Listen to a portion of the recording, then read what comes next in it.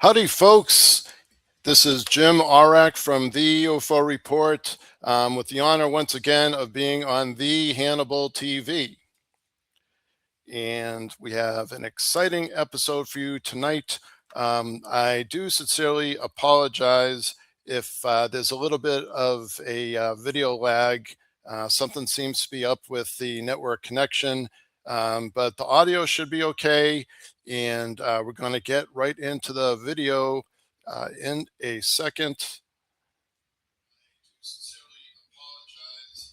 And with us tonight, we have our co-host. Um, we have the fabulous Ill Squared Research. That is Jill and Will. Thanks for joining, folks. Obviously, you know who Jill is and you know who Will is if you go by standard society, but you never know nowadays. And no offense, but Jill's the one with the beard. No, just kidding. So this is a really cool episode.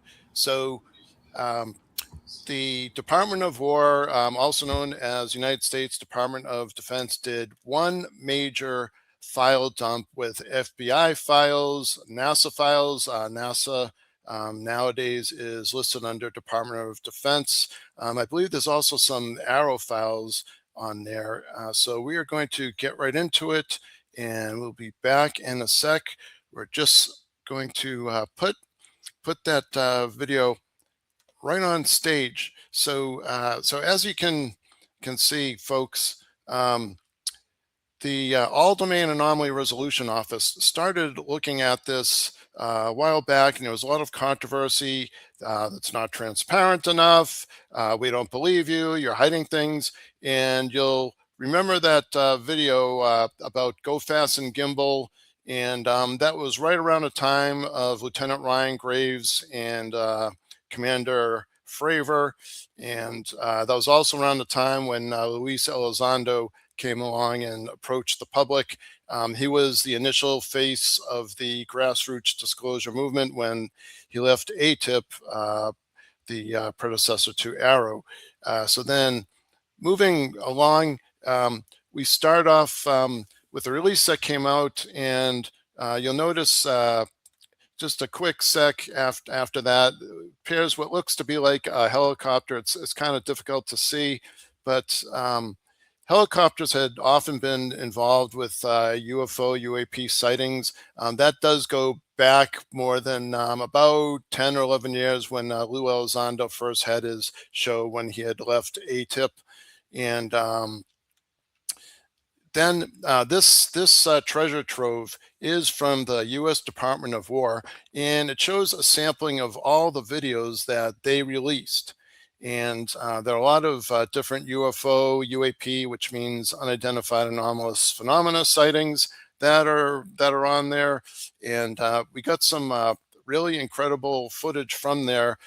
You really need to dig through because there are 17 17 really complete packed pages, and each of those pages has different videos, has PDF files, has a treasure trove of images. The very first file I looked at was one of the FBI files. That was 187 pages long. That was a PDF, and in it were all sorts of newspaper clippings as well as investigations. One thing I will say is that all along, the actual investigations themselves, in my personal opinion, seem, at least from the files that were released, the investigations that were conducted, for example, by the FBI or also by AARO, were conducted in let's say, a professional and accurate manner. And what I mean to say by that, folks, is that they talk about what was reported or who the witness names are. Of course, they redact the witness names just to protect them. And they also talk about, if they had any sightings and if the sightings were worth noting, in which case you use the term remarkable. Remarkable is also used by MUFON field investigators such as myself, or if you're not impressed, or if you think it's negligible or not important, then you call it unremarkable.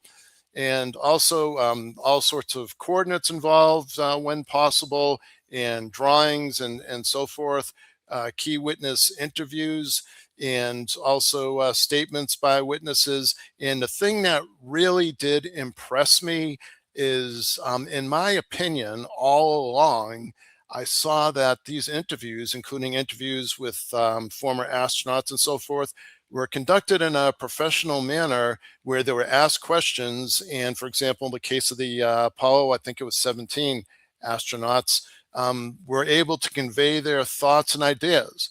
Now, the results of those investigations were kept internal, and they were kept classified till now. A lot of them have been released in what's called the Trump UFO dump. So that's just an example that you see right now overhead, and you can see all the different files on there. There's just so many of them. We're going to bring ill squared research back on in just a second. This is kind of interesting. This is one thing that I noticed. We're always having orb sightings, or experiencers see orbs in their backyards. I've investigated some of those. The well-known fabulous Tedesco brothers have been observing orbs for some time, and documenting and filming them, as well as their colleague, Dr. Andrew Morgan, down under in Australia. All credible sources. So moving along with our coverage, we're going to see now. Just get there. Here's something very interesting, and then we're going to bring ill squared research. That's Jill, who has the beard. Just kidding, and Will, who has the beautiful long hairdo. Don't, equal rights people. I'm only joking around. Okay, I'm a Jew. Oy vey. No, I made a self-deprecating joke. Okay, so now we're all equal, and you can't go after me. So, all righty, folks. So let's get into it. This is a really, really interesting one. And this is on the Department of War's disclosed sites, and it very much reminds me of the Tic Tac sighting with the SS Nimitz. But let's see that.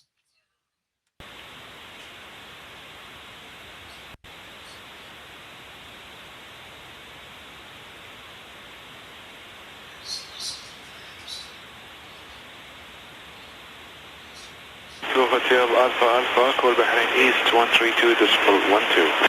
132.12, Hotel Alpha.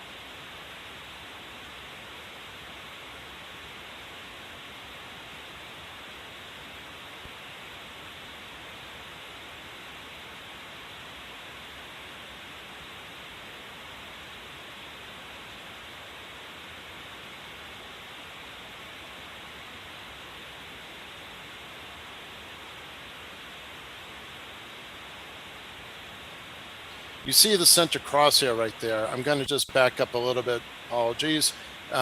So we start off with the boat, and this is in the Middle East. And you heard folks talking on the radio that they sighted something. And you see in the center of the picture, you see a bright white object circling around, moving back up, unidentified. That's why it reminds me of the Tic Tac incident. So just fast forward a little bit through there, and you can see what is an irregular pattern. What I mean by an irregular is, although it's not drastically fast, you could see if you watch it again, it goes down at approximately 8 o'clock where the north marker is, And then after that, you were going to see it right there. It actually skipped a little bit. And now it's going to do a sharp turn, about 30-degree turn back up. And that's typical of unidentified anomalous phenomena, which is kind of interesting. Now you see that it did about a 45-degree back down, and now it's going off to the west. So unidentified as it stands right now, pretty interesting. And we're going to get impressions from ill squared research, and then we're going to move on to this this other released file. So we will pause right here, and let's bring on ill squared. Okay, folks. So tell me, what do you make of what we've seen so far? I think it's interesting. Just put it that way. Okay. The movements, the movements are interesting. It's progress so far. I mean, there's like Burleson said, there's a lot more out there that's being held back, and it would help with. I mean, I understand why to do it piece by piece, but yeah, this video does go over and do some justice when it comes down to giving you visual like evidence to be like, if you actually see something in the sky, that don't worry, you're not crazy, it's real. Okay, so it is reassuring to see this. We should take some viewer comments here. So we see our buddy Jay from Galactic Family. Thanks. Okay. And yeah, and I would like to.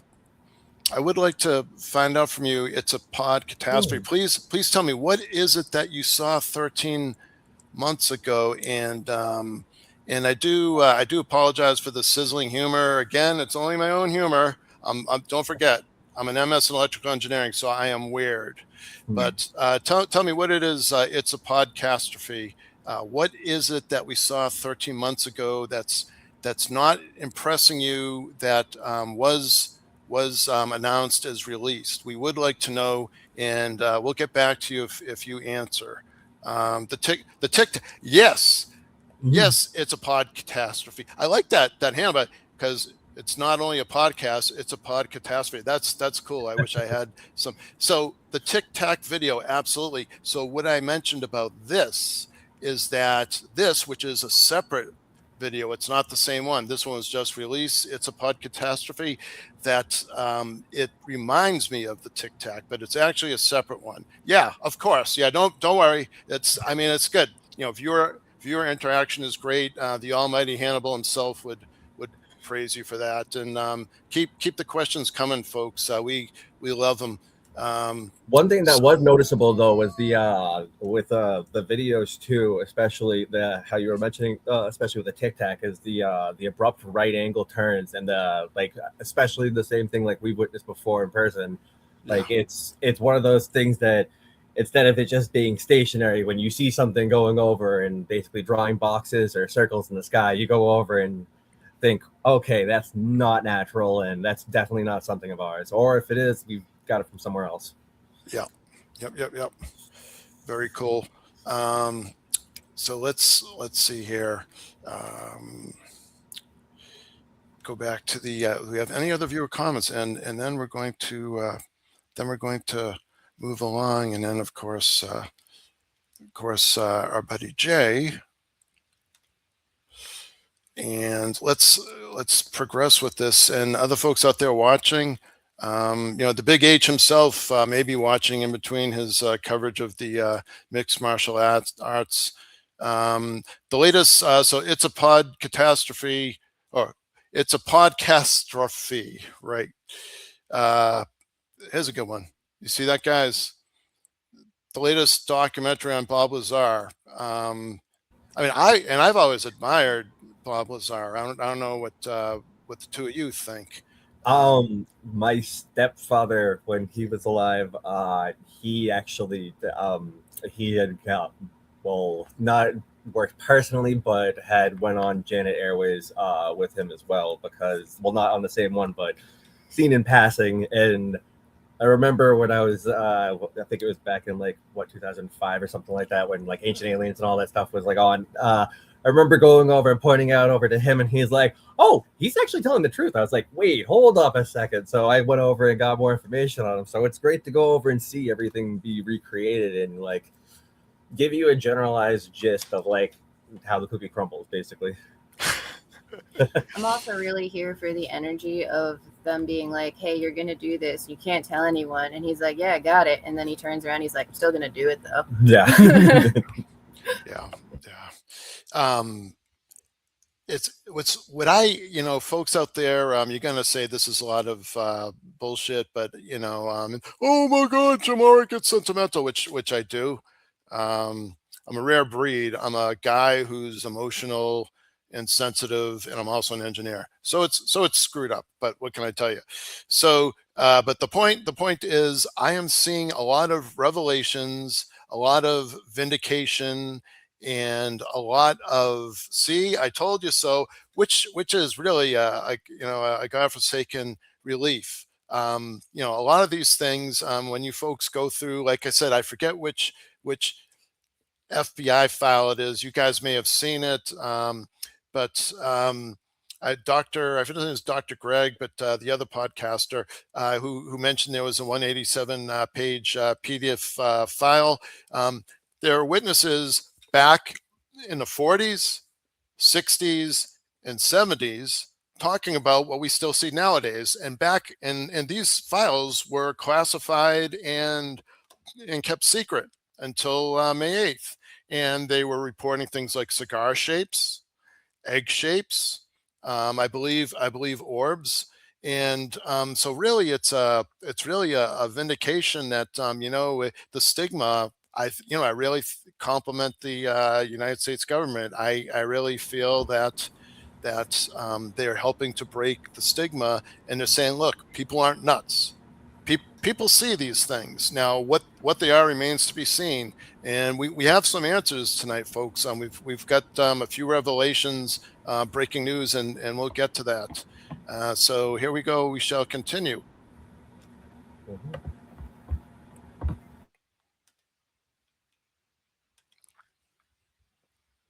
Now, this is an interesting one, folks. So this particular released video, I forget if it was the FBI or if it was just straight from DOW.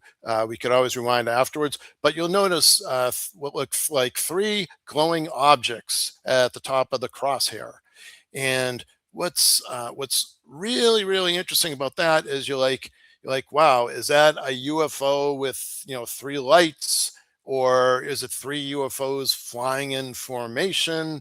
And one thing that strikes me as really interesting is it has kind of like almost like a fiery and sort of let's say uneven edge to it, almost as if it was a type of flame in the sky.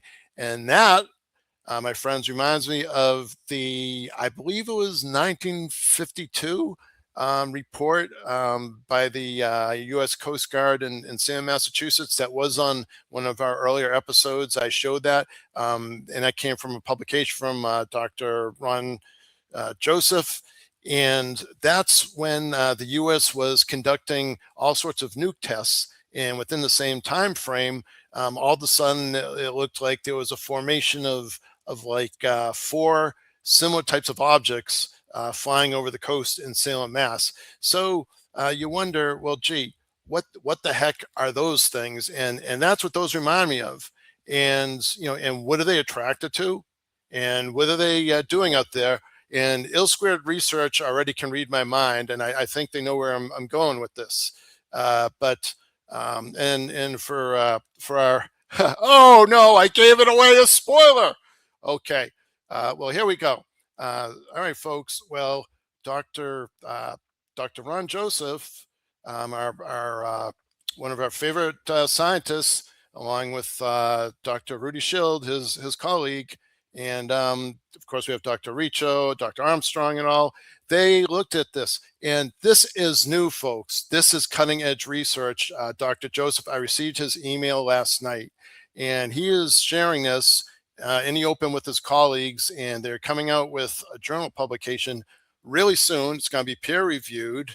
And so this is cutting news. I am not giving away any of his analysis. He sent tons of analysis, but I'll tell you how you can get your hands on the analysis in a sec. But his tentative conclusion is that these are plasmas, also known as plasmoids. And that's, if you looked at our previous episodes about plasmas and plasmoids and so forth, you can see the correlation. So you look at it, you could say, gee, it looks like one alien spaceship with a couple of wings and the whole thing's glowing, almost like the front view of the USS Starship Enterprise, but it's not. Dr. Joseph says that there are three orbs similar to plasmoids or plasma grazers in the thermosphere. Thermosphere that is on the verge of outer space. That was in one of our previous episodes. I can put a link at the end if you folks are interested in catching up on what plasmoids are and what the thermosphere is. They follow and they merge and form plasmodic bridges. Wow, that's a mouthful. Let's bring Ill Squared Research on and see what they say. But guys and gals, this, see if I can do that. That is a very bizarre looking layout. Let's try that. That's better. So still new to podcasting. So anyway, what are the two you make out of all that? And I will say, Dr. Joseph has been analyzing this since it's been released. So he's been on this for just under 2 days straight. Headed for peer-reviewed journal publications, and I was fortunate enough to be on the list of fellow researchers that he is inviting to contribute. And folks out there listening and watching, if you are interested in reviewing this, I'm going to bribe you. Please go onto my YouTube UFO-report. That's at UFO-report, and subscribe. Any new subscribers will automatically be added to Dr. Ron Joseph's newsletter. I'm blackmailing you. So if you do that, Dr. Ron Joseph has invited the community, to the whole entire scientific community, to participate in reviewing his analysis of all the files that were released and his conclusions. And he's looking for constructive feedback. What you think of his analysis, what you think of him saying that these are plasmoids in the thermosphere, and he gives a lot of evidence. Have the two of you seen any of those videos, or what do you think? We've seen some of them. I think, have you seen all of them? What, from the files? Yeah. Oh, pretty much. Yeah, she's seen all of them. I've seen a good chunk of them, and with the plasmoids being, that's like, feels like that's what we end up seeing more often nowadays, especially when it comes down to sightings, like from even independent people. And it's kind of interesting because that's like the same thing where like when we observe, if you go over, it's the same thing, like just be respectful about it. And it's one of those things that it's just they're constantly around, but it's a great shot on this one, and I'm happy with Dr. Joseph's work. Well, yeah. You know how I feel about this. I have many notes, but I went through everything today. And I was specifically looking, not I did look at all the pictures and videos, but when I was going through the old testimonies, I was trying to look for any mention of thunderstorms or solar activity, but they didn't seem to focus on that. So good point, though, because Dr. Joseph does say in his documentary, which we're gonna show a snippet of, because people want to hit me over the head. I've covered plasmoids more than enough, but he does say that these things go from the thermosphere down into our thunderstorms. They're attracted to electrical storms, and they're attracted to each other.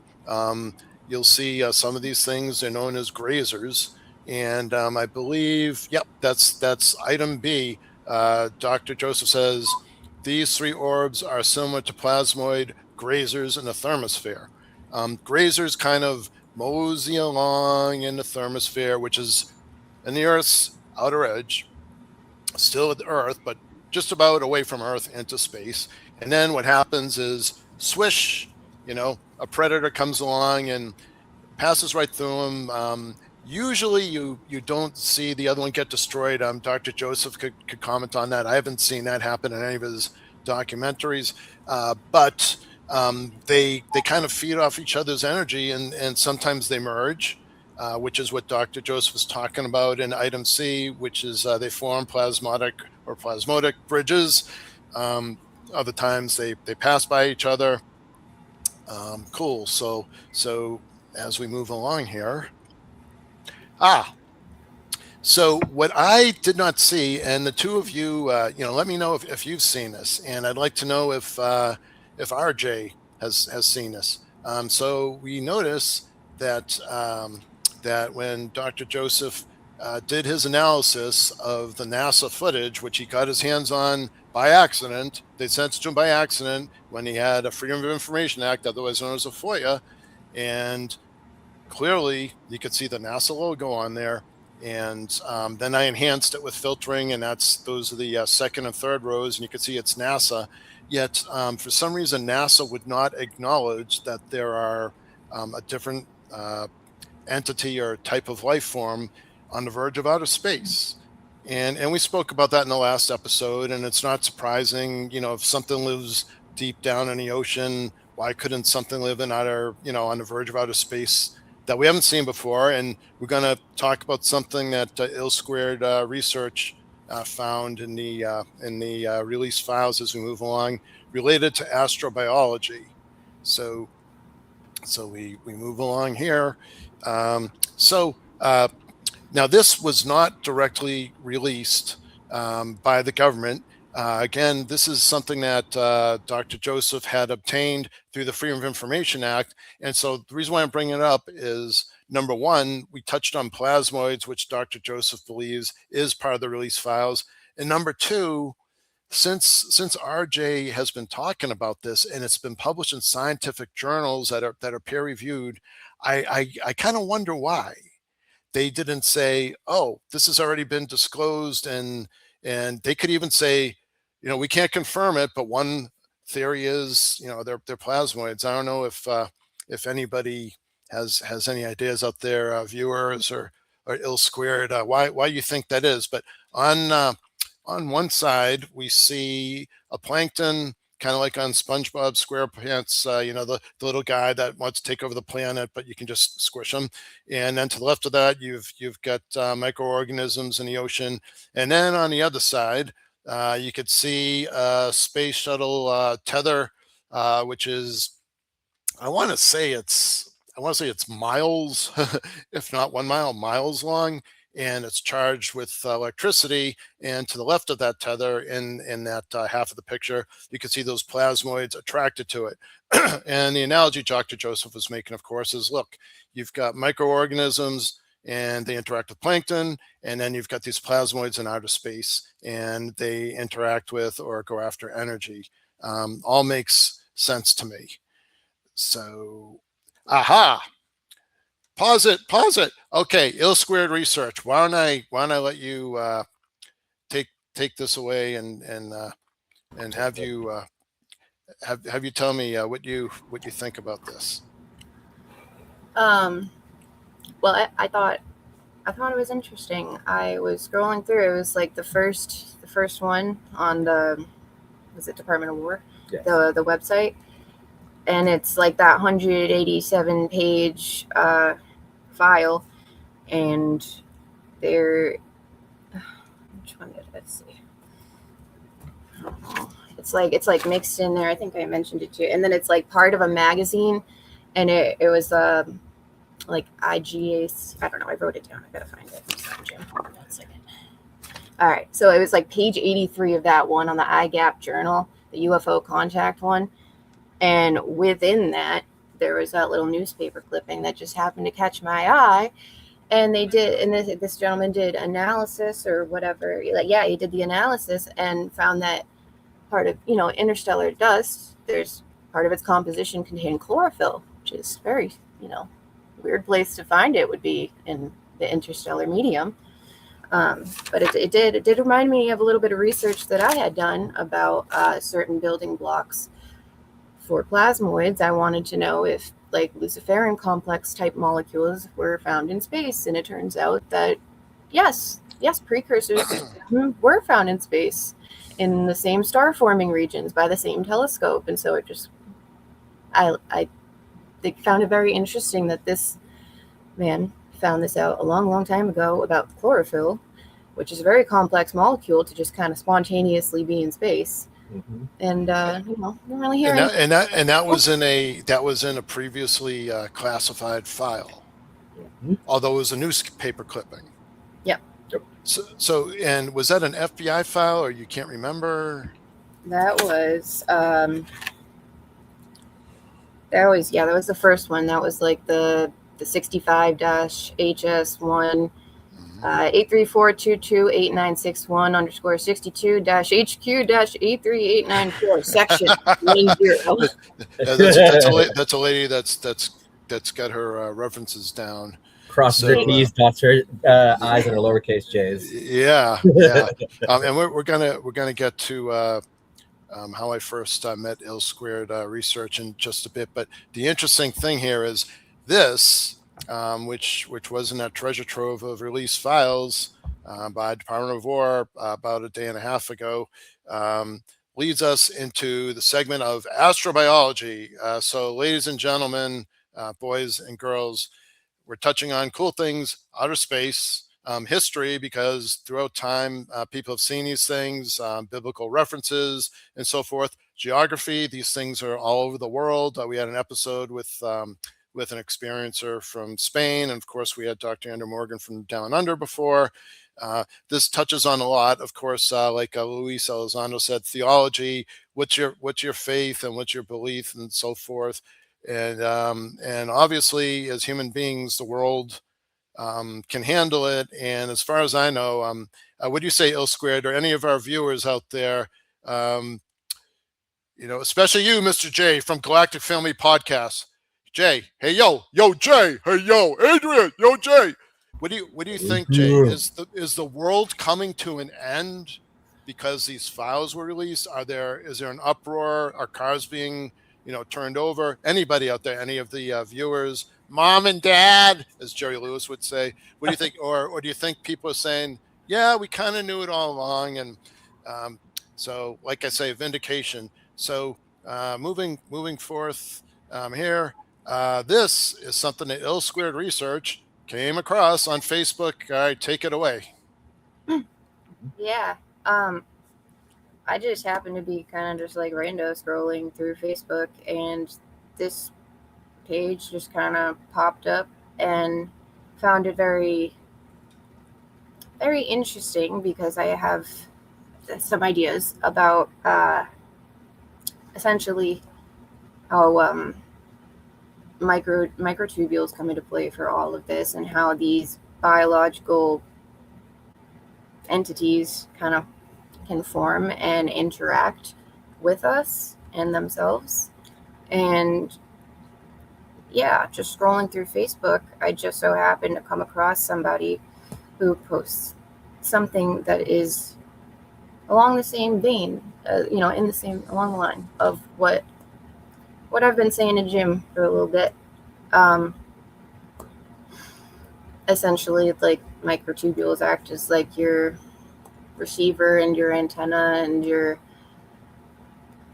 Now that's a bunch of nonsense. I don't believe you. Explain it to me in plain English so I believe you. Ill Squared Research. Okay, it's quantum communication. What you're talking about, Willis? What you're talking about, Willis? It's like a quantum handshake to communication. So it's like once you accept it, and it's sort of like, I don't know, it's more along the lines of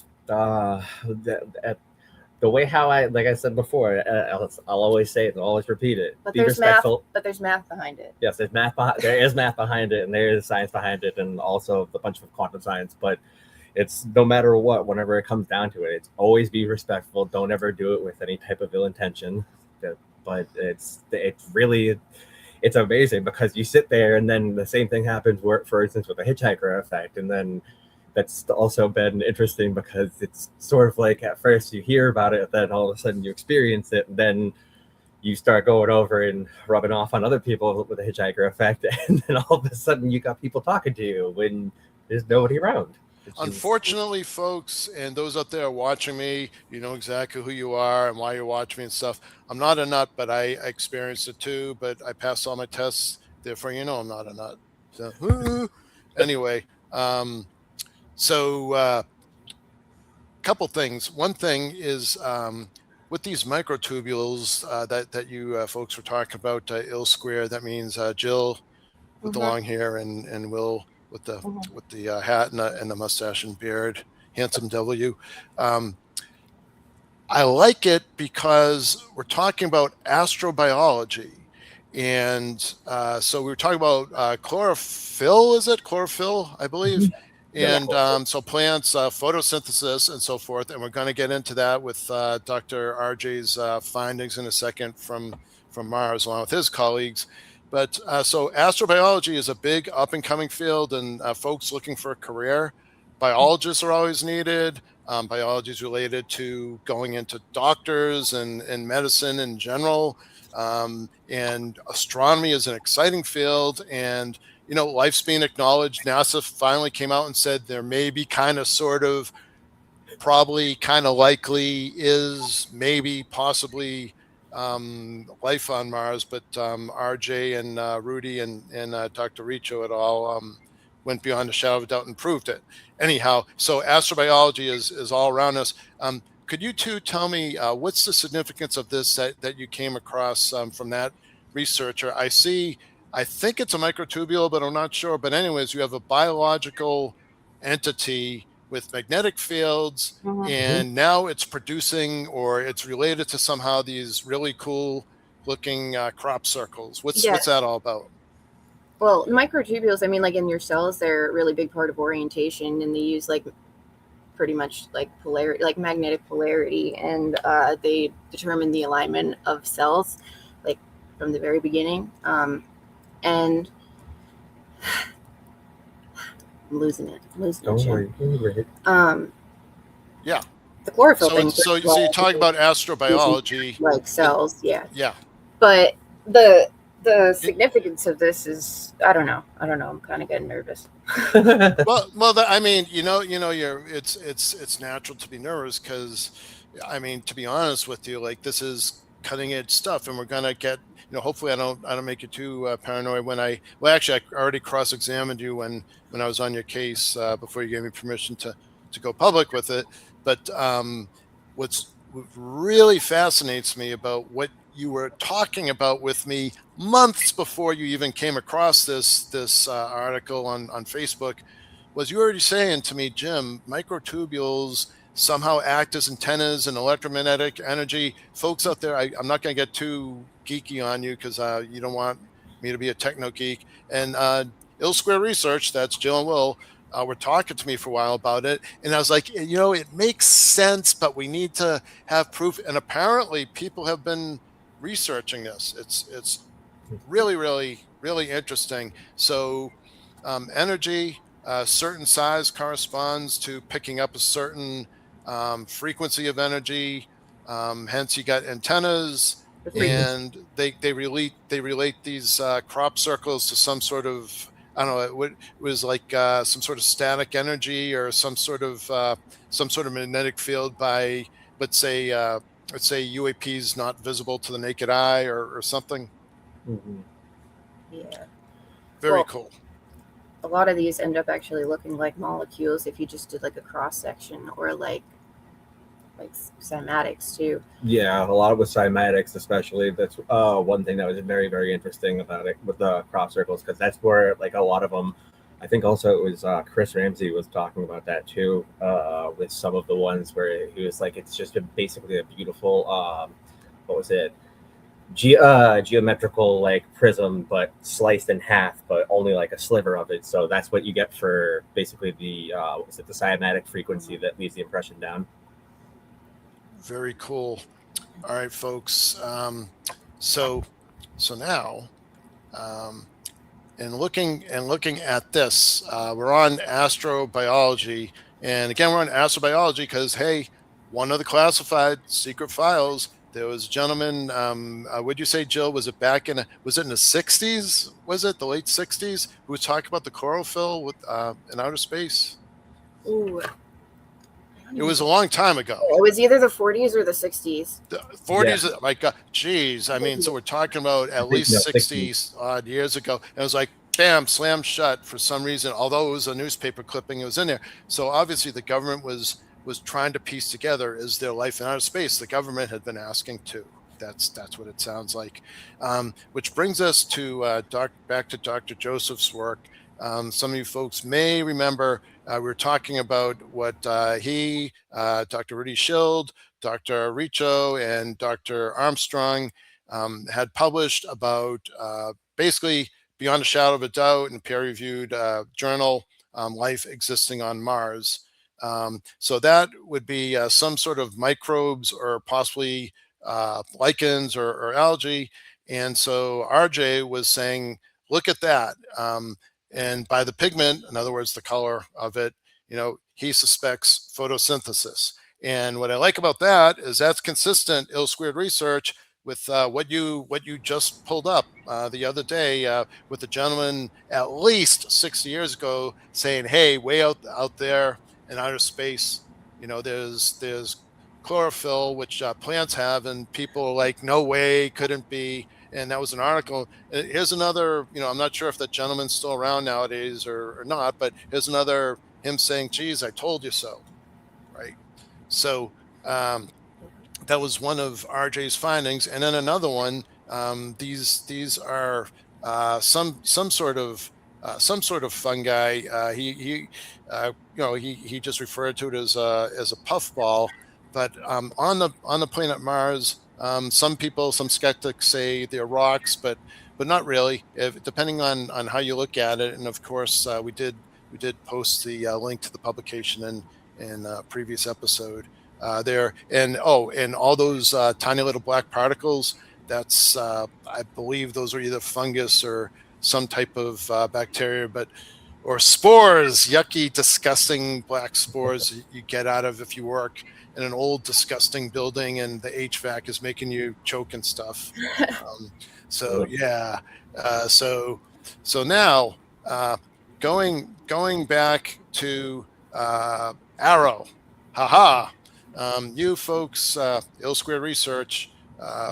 I'll bet anything after I show this AARO unresolved UAP report from Europe, you're going to know what we're going to talk about because, folks, this is how I met ill-squared. So we're going to put that full screen. And it is interesting. You're going to say, well, what's the significance? It's the size of a star, maybe a little bit bigger, and it's moving around kind of like a bug or something, a little bit of up and down, left and right, but who cares? The idea is if it's at the distance of a star or even half the distance, and then you see it moving that much on a matter of a few inches, that is huge. That's a huge distance. So this is an unresolved case submitted to AARO that AARO posted online, and the reason why I'm posting it is it's related to what we're going to talk about next.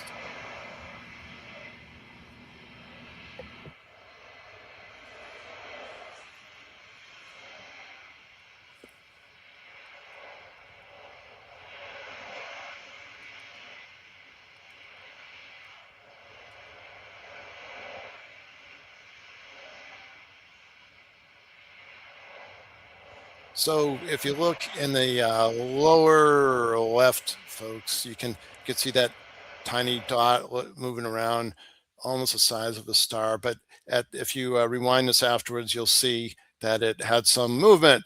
Uh-oh, I don't know what this is. Oh, I don't know, SpongeBob, but it looks okay.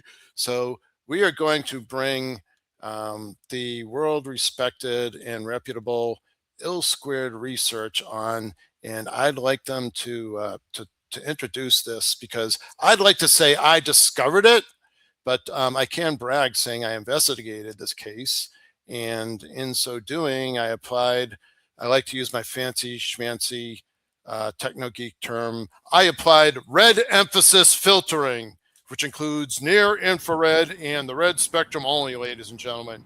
You must be highly educated to do this. I'm not going to tell you how easy it is, because I want people to come to me for help. So go ahead. What are we looking at? And then I'll play it. Oh, it's the video that I sent over to you. You sent him. Is that the one that you got from her earlier today? That is the one that we did show it on the Hannibal TV previously, and it is very similar to the AARO report from 2024 in Western Europe, which is why I showed that one, because I'd like to point out to people that, hey, apparently you're not the only experiencers that have recorded this type of thing. They're out there. Yes, sir. That's so we've been experiencing the phenomena for visibly like catching our attention, and even other family members. It's been like a little over a couple of years now, maybe like 2.5, 3. But this one is the one we came across was gave the nickname of Buddy, because it didn't look like it had any ill intentions, and it was just kind of like one of those moments. We were standing outside, and all of a sudden you look over and you're like, are you really moving? It's like, hi bud. And then next thing you know, you go over and you start to see them bouncing around and interacting. And then what was even more interesting and strange was speaking out loud to it and asking it to move different directions, and also, changing colors, stuff like that. But it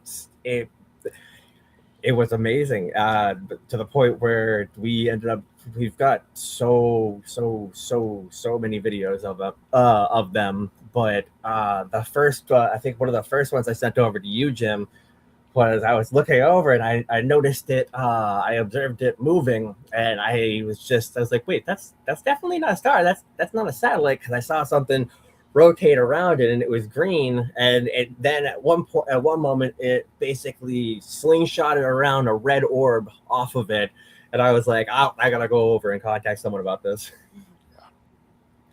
And that ended up being you.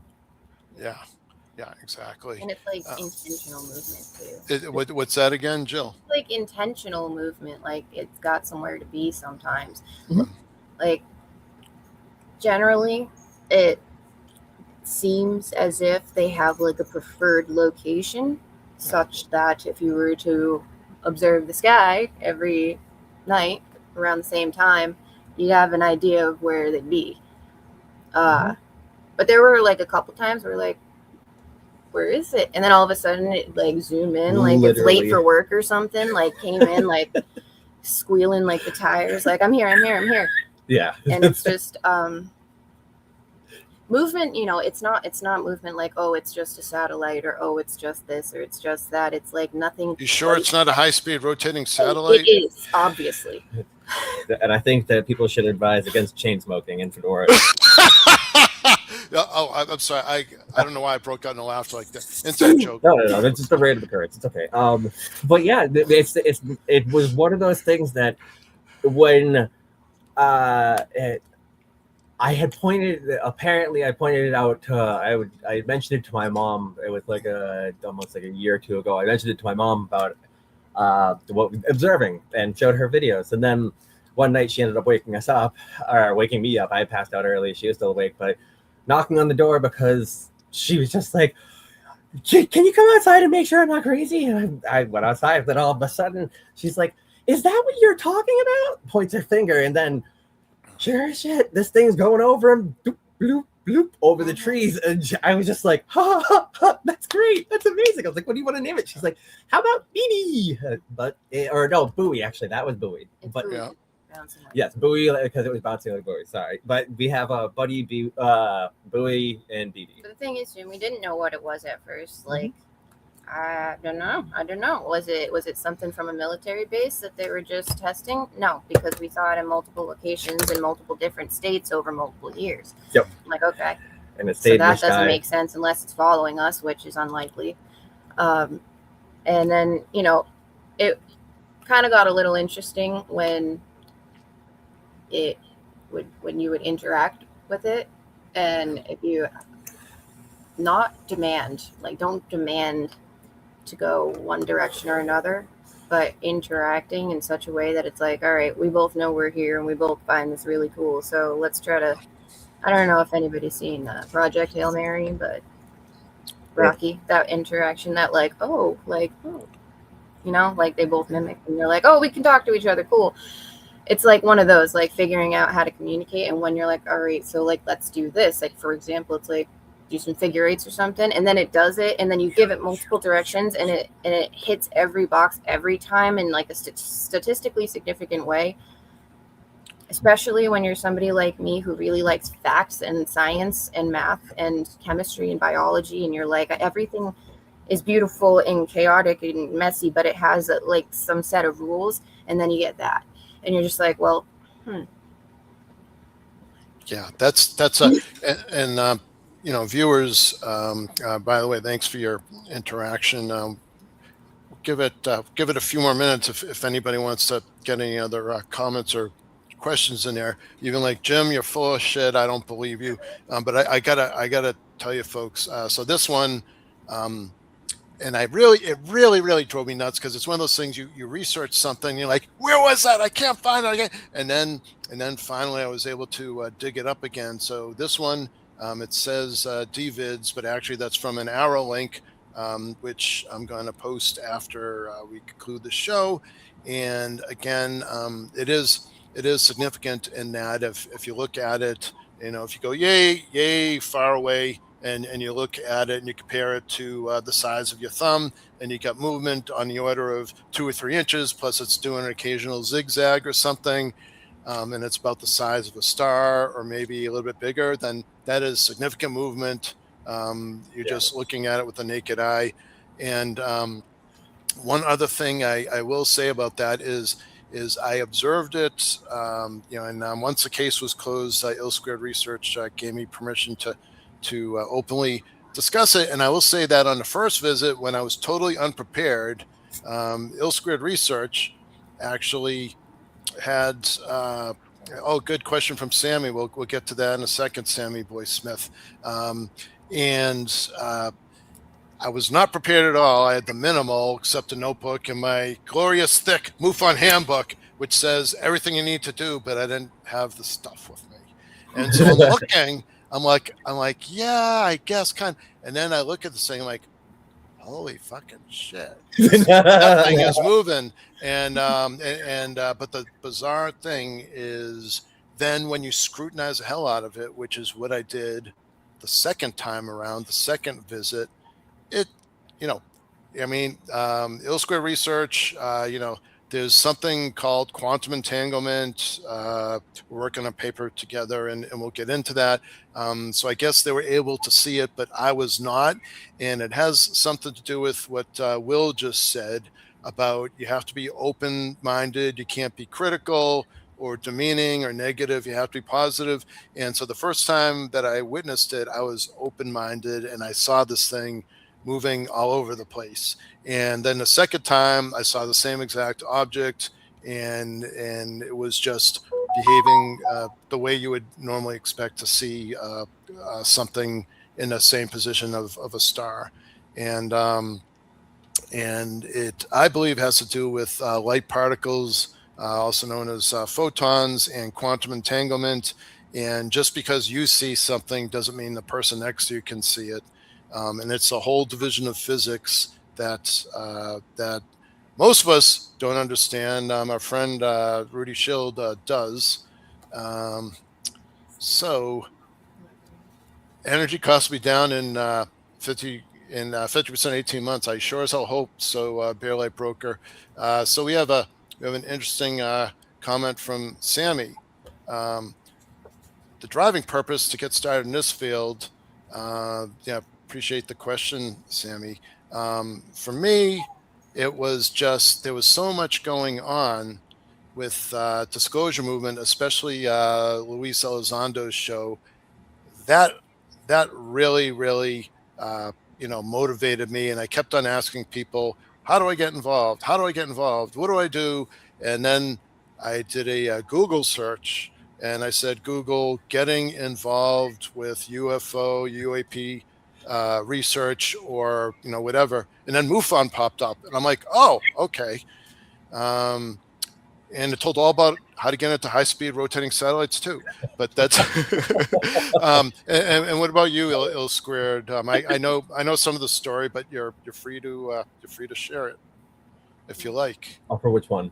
For how you got interested in this, and if you could share as much or as little as you'd like. What got so technically what got me into this is so my family background on both sides is that can be for another time, but very much military and government related, and also like a lot of community related stuff. So it's more on the lines of it, there's a lot of structure, but at the same time togetherness. So when it came down to that, it's sort of being around a lot of interesting people. But apparently, when the first time I ever had an actual sighting was actually at this residence over here back in 2010 on I think it was August 28th.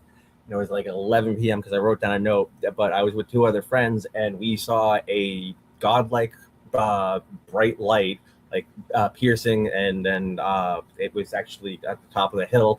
What was really strange was we heard basically no sound, and then it was just like the heavens opened up at the top of the hill, just at a tiny sliver, and we were completely confused.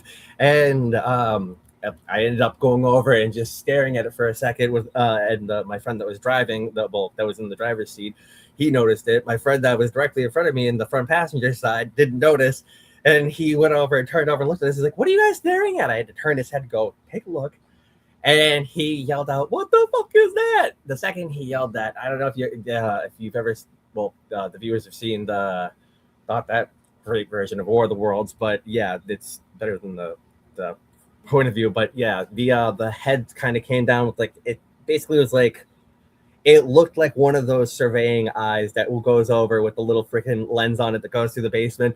Because when he yelled that out, it went over, and it didn't just go over and go up. It like yanked back, and it just went like that. And we heard a bunch of wood snapping. And after that, my friends were like, "Well, I'm getting the fuck out of here." And I said, "Well, that's lovely for you guys. I got to go back inside. Thanks." So after that, I went inside. I wrote down a note. I came inside. All the cats were freaking out. The grasshoppers, or the crickets outside, were going freaking nuts too. But the next day I went over and I went outside to go over and check, and the tops of the trees were all broken down from over at that area. And I was actually genuinely shocked. So I came back inside and I told my stepfather about it. His name's Thomas J. O'Neill. He went by J. He worked for AVCO as a thermonuclear scientist and a lead supervisor for nuclear underground testing out in Nevada. And I went over and I told him, and I was just like, "You're never going to believe it." He's like, "Oh, well, try me." And so I told him, and he was like, "Well, I hope you know that they were actually here for me, but you got to meet them instead." I was like, "What do you mean?" So we got all into that. He ended up telling me a bunch of stuff. Not just telling me, he showed me a bunch of stuff. But do you think Will, do you feel that your family's background and this research, and there's some nuclear involved, and these entities, one way or another, seem to be, well, we know plasmoids are attracted to electrical storms, and then these entities in general take an interest in or are attracted to nuclear sites. So do you feel possibly that that you inherited it by maybe some sort of hitchhiker effect, or you don't think that's it? You think it's something else? Yes, well, the other thing too is that, so that's that's my stepfather's side that was related to it. So yeah, my mom's side, my great grandfather was commander of the USS Arizona up until 19th, or well, he died in 1937 in Huntington Beach, California, from a heart attack. Wasn't in Pearl Harbor, but he was also naval governor of Guam and also the naval commander of the Portsmouth Naval Yard in New Hampshire. So there's a lot of history with that. Also, my uncle worked over at NASA during a couple of missions too, and also my uncle Larry was second-hand man for General Schwarzkopf during Operation Desert Storm. He Schwarzkopf's office actually called Sturdy Hospital in Attleboro, Massachusetts, when I was born. And my father's side was Masons. So it's one of those things that I don't know exactly where it came from, but I know that everybody in my family has pretty much seen something or experienced stuff or handled things in between, especially my mom's father. His name's Alfred Windsor Brown Jr. He actually worked for a couple of the companies during the Apollo missions, and they needed Eagle Scouts to go over it because they brought up multiple different flags to go over and put on the moon. So during that time period, they had to go over and, respect the flag. They usually would go over and have an Eagle Scout or a service member around if there was one over at the place when they were transporting it. He was one of the people that it went through his hands during the time being. So this just, it's so, it's hard to tell where it came from, but I've been, yeah. It's hard to know where it starts when you're literally born into it. Yeah, but it's one of those things that Watergate wasn't in one of my plot of the ones that go over and look back on, but it's one of those things that history is cool, history is fun, and once you go over and look back, it's kind of like the whole thing with the files right now, is that certain things that are actually over in the disclosure are the newspaper clippings. It's like that was publicly released stuff. Know what I mean? Yeah. But the funny part is that when you have like certain things that go on in your life, and then all of a sudden everybody else starts just finding out about Janet Airways as of like 2013 or 2014, and I ended up finding out about that stuff back in like 2004. But it's pretty interesting. You'd be surprised on how much of a life people had beforehand and how much stuff you can uncover in the future. It totally is, and I'm glad I uncovered the two of you. Very kind-hearted, good friends of mine, and I've been learning a lot from you folks, and I hope that everyone out there is enjoying this historical release. And I haven't seen any bad come from it at all. Everybody that's talking about it is saying positive things. Some people are saying, we need more, we should see more, and I think we'll get it. How the two of you feel about that as we close out here? I think that we have a good chance on that, especially with certain ones that are coming out.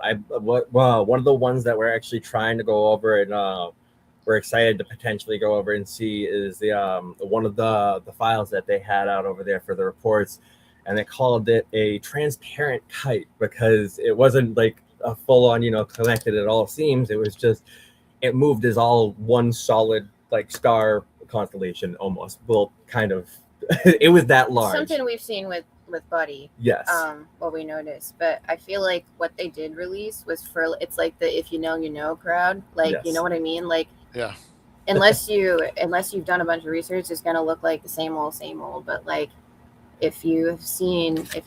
don't know, it's like it's nothing specific. I can be like, go back and like watch this person's video or read this book. It's like just bits and pieces from different parts of the puzzle, and it only comes together like when you step back. You know what I mean? I don't know, one of those weird optical illusions. But like the ones that they just released, it almost feels like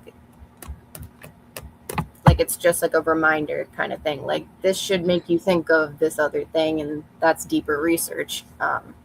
but I could be misreading it. I think we're going to get more, but I honestly think whether they release it or not, more is coming, whether they like it or not. So yeah. One thing that that I'll say for sure. Will and Jill, hence the name Ill Squared Research, folks that are wondering. It everything that I'm seeing is like there were some revelations, but like you said, most of it is like if you're in the know and you've been studying this, then you're like, oh yeah, I've seen that type of thing before. But to me, the revelation is like you guys said, oh my God, I'm not nuts. Other people have seen this, and boy, I mean, our military is reporting it now left and right, and it's released by DOD, also known as Department of War, or vice versa. So, what it is remains to be seen. I'm convinced that the plasmoids are another form of life. If any viewers out there, you can chime in on what you think some of this stuff is ill squared. Do you have any ideas or theories on what Buddy is, or for that matter, what any of these things are? well, I do. I think Buddy is the plasma entity. Interesting. Yeah, But, consciousness. Like the person had asked, like, how'd you get into it? Quick answer: it's just I have always been interested in space and science, especially the whole like how are you going to make conclusions with the sample size of one, guys? Come on. But like I went to school, like microbiology was my thing, and I went to school for that, and ironically I had to stop because of COVID. That's a whole other thing. So when I see Buddy and I read Rudy's research and other research like Dr. Andrew Morgan's and stuff, I think he takes from nature just like the Big G is doing. So whatever. When I see Buddy, I think that it's some sort of biological. It doesn't really like fit one definition of algae or plankton or this or that. I like the grazers and the classification of different kinds, but I can't say for sure any of that other than it's not a star. Oh, it's no. not a goddamn rotating satellite at high speeds. High speed or low speeds. The reason why he thought it was a high-speed rotating satellite is because he saw that video with I don't know if you have that one handy with the when it's green, then it just chucks out the red orb out of it. I think they're like the nexus point between the physical and the ethereal. Like where you start to talk and people's eyes glaze over because you mentioned something spiritual. Yeah. It's like these things you can bridge the gap because once their eyes start to glaze over and you're like, hey, wipe that off your face because look, there's some scientific backing for what I'm about to say, and it's going to make sense once I explain it in a different lens. Like if you take off stop looking at things with a freaking perspective and just take it open-minded. Like one person might say interdimensional being, another person might say demons, and another person might say this, another person might say that. If you just shut the frick up, take off the label and just describe what's happening, then we can come up with the label after, because a lot of quantum, and we're not like we have clear definitions of quantum sciences, but like it fits the definition of that, it fits the definition of biology, it fits the definition of it, we're all talking about the same thing. So Yep. Our man Douglas Paxson, one of our fans, he did theorize, like you said, he did put a label and said, well, maybe Bigfoot's an interdimensional, which and that could very well be very interesting, folks. The fabulous Tedesco brothers described reality to me. How this planet is divided, because I kept on saying, guys, please explain to me. So time's a fourth dimension. How do we get multi dimensions? And it's very interesting. They have unless they change their view on things, because researchers always change. They told me, Jim, we actually live in a three-dimensional world, but it's a folded reality. And that goes to that goes to my favorite thing. I believe it was the six-toed foot. I don't know if you guys ever saw that one, but it's pretty interesting. Let's see. Sammy has something interesting to say, and then I guess we're gonna call it a night. Interstellar ships flown by an average life form. We've Joyriding on a vacation to the zoo against a governing body. Yes. Yeah, you know, Sammy, Whatever, Dad. that's believe it or not, I like that sense of humor, Sammy boy, because actually that is a common joke. I don't know if you heard that from a podcast or amongst the community, but I forget where I heard it somewhere in the community. That's a common theme.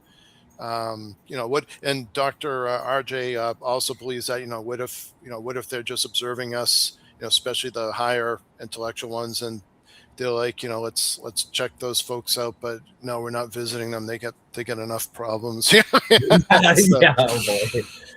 so I would lock my windows if I flew by our planet.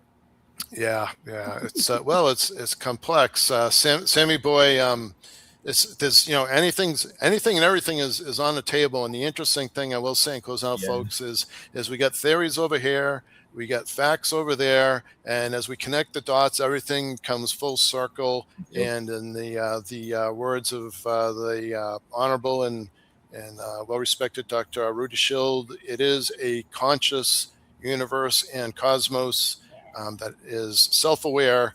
And I actually believe that. And there is a paradigm shift towards that. And special thank you very much, of course, to the almighty Hannibal for having both the UFO Report and Ill Squared Research. That's Will and Jill. Thanks, guys. Thank you, Hannibal. Appreciate it so much. All right, folks. And thank you, everybody that came. Don't forget to like the video.